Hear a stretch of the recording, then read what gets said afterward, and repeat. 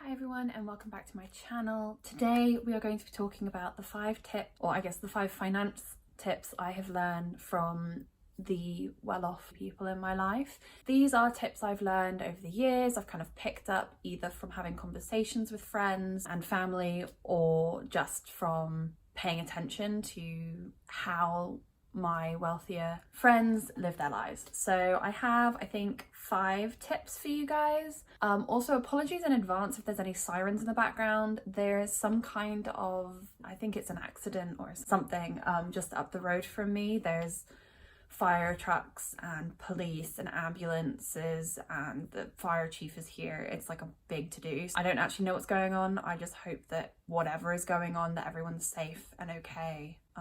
So here are the 5 tips that I have learned. The first and second one are linked, A few moments later. The first 2 are very inextricably linked. The first one is to buy quality and not quantity, because quality will last you and therefore cost less overall. So it's much better, for example, to buy a really nice, not necessarily expensive, but a better quality sweater made out of, 100% wool that's going to last you for years and years and years, than to buy, a trendy, inexpensive one that's going to fall apart a lot quicker. And quality will last you longer. So that also falls in the land of leather versus pleather. And obviously you can buy vegan leather if you don't want to buy an animal product, but leather will last you a lot longer and is better quality than pleather. The top layer will come off, it'll crack, it'll break, and it just won't last you nearly as long. And so I have a leather jacket that I got 4 years ago now, I think, that I bought in London. It's 100% leather and it cost me like £160, but it looks as new as the day I bought it still, and I wear that constantly. Like, if you know me in real life, you've seen me wearing that leather jacket because I wear it all the time. And the second one is to buy quality, not trendy. So trends obviously will change. Trends, especially trends that are very out there, trends change, and classic quality always lasts you longer. So buying a really nice pair of jeans, for example, that are a style that suits you, that you are very comfortable in. So for me, that's either high-waisted mom jeans or skinny jeans. Yes, Gen Z, come for me. I said skinny jeans. My hair is in a side part. We're living our millennial lives over here.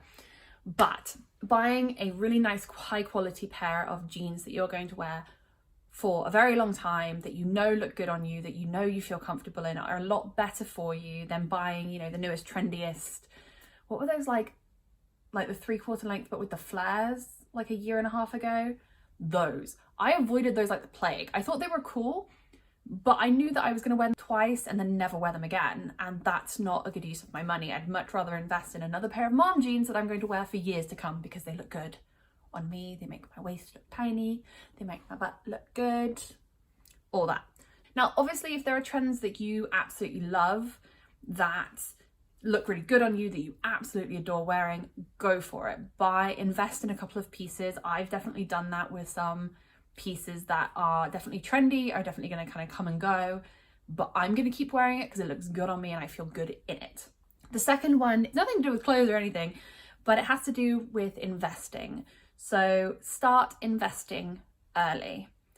Even if it's really small amounts, by investing early, whether that's in your retirement fund, whether that's a robo investing app, like some of the ones that I've mentioned in previous videos, your Acorn, your, what are the other ones? I don't know, there's a whole bunch of them. Even something like that, even if it's not, investing in specific stocks or anything like that, but just start investing in yourself early. That's your savings account, that's retirement, that's all those things. Setting money aside for your future is such an important thing to do, and will be so good for you in the long run. All of my friends who are wealthier than me, they all have that mentality. Yeah, okay, they occasionally splurge on something, or they really love fancy meals, but they always make time at the beginning of every paycheck to put that money aside for the future. And that is 100% important to be doing.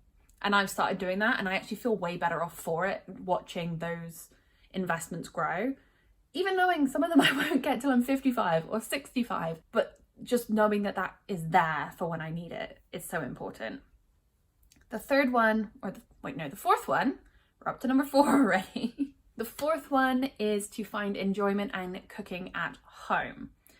It's less expensive than eating out, but then save eating out for special occasions. Going to the really fancy restaurant, you know, once in 6 months is going to be much more satisfying than going and buying Domino's pizza every weekend, which actually probably is going to be more expensive in the long run than going to that super fancy restaurant. Like for me, it's going to San Carlo for my birthday. I do that every year, not this year coming or last year, obviously, because of COVID, but usually for my birthday, we go to San Carlo in Bristol. We have a really fancy fish dinner. We have oysters and champagne and like 3-course meals or 4-course meals. We have a ton of oysters. We have super fancy meal. That's way less expensive than if we bought Domino's once a month. Domino's is so expensive as well. But it's much better to find that enjoyment in cooking at home. It's relaxing, it's less expensive, and then saving the eating out for super fancy events. So I save my eating out money for going to Bath Spa. Their restaurant is really good, so I will save it for that. I will save it for birthdays, anniversaries. I will save it for special occasions. I will save it for getting a box seat at the theatre, that kind of thing that to me is more important and more of an experience than lazy fast food. I still do that. Indian takeaway, Chinese takeaway, but being more conscious about the meals and the food and the choosing to eat out when I choose to eat out. And the fifth one, the last one, is before you make a purchase, think about it and take the time to consider every larger purchase you make. I'm not saying, think about it every time you go to the store and decide you want a packet of crisps. That's not what I'm saying. I'm saying anytime you're going out shopping, anytime you're going out and you're going to be making a bigger purchase, whether that's furniture, a car, clothes, makeup, anything like that, give it a little time to think about it and don't impulse buy. The occasional impulse buy is totally fine, obviously. We've all been there. And some of my favorite things I've ever bought were absolute impulse buys. But anytime you're making a larger purchase, put some thought into it, do it more mindfully, whether that's looking at reviews, whether that's thinking about what you really need in the item that you're looking for. If you're looking for a sofa, for example, do you need a 2-seater, a 3-seater? Do you want wooden arms? Do you want a futon style? Do you want leather? Do you want fabric? There's all these things you should think about and really make the choice that not only is financially best for you, but is going to be an item that you treasure long term and that you'll keep long term, because the longer you're able to use a product, the more financially better it is, the more financially savvy it is, and the better quality is going to last you a lot longer. If I buy a sofa for, that's good quality, it doesn't have to be expensive, but if it's good quality, well made, a colour that I absolutely love, and I know that it's going to be, it's a bright red sofa I'm going to use forever, and I have it for 20 years, if I spend £1,000 on it, that's a good investment. I've used it for 20 years, I've used it for 25 years, I can get it reupholstered if I absolutely need to. Whereas if I buy an expensive sofa that's not that well made, it's gonna break, it's gonna fray, it's not gonna last me, it's gonna become lumpy. It's nothing worse than a lumpy sofa. I guess all of this really boils down to being more mindful about the purchases you make and how you use your money. That's definitely something I have taken to heart. I have really taken the time in the last couple of years to learn from my friends and my family and the people who I know who are either better off than me or who are more financially savvy than me.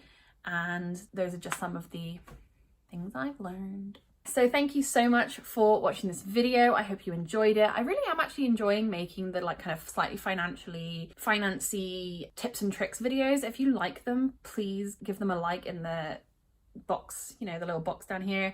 Leave a comment, subscribe. It just lets me know that I should keep making these videos because I'm really enjoying making them, and so I will probably continue making them anyway.